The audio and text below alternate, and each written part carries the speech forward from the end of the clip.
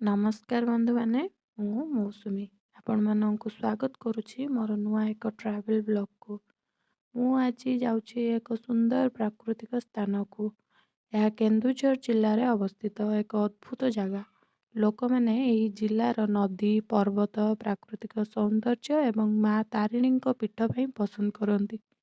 ଆସନ୍ତୁ ଆମେ ଏହି ସୁନ୍ଦର ଯାତ୍ରା ଆରମ୍ଭ କରିବା। ଘଟଗାଁ ତାରିଣୀ ପୀଠରୁ ପ୍ରାୟ 6ରୁ 7 କିଲୋମିଟର ଦୂରରେ ଏହି ଜାଗା ଅବସ୍ଥିତ।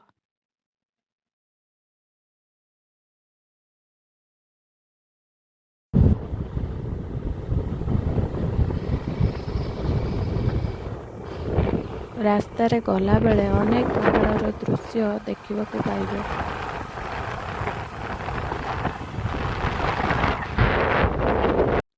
ଅବଶେଷରେ ମୁଁ ଆସି ପହଞ୍ଚିଗଲି ଗୁଣ୍ଡିଚା ଘାଇ ନିକଟରେ।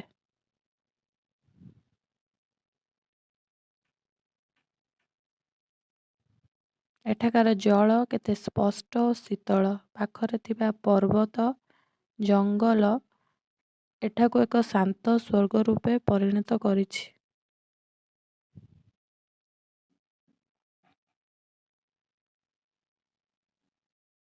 ସୂର୍ଯ୍ୟାସ୍ତ ସମୟରେ ଗୁଣ୍ଡିଚା ଘାଇ ଅଦ୍ଭୁତ ଦେଖାଯାଏ।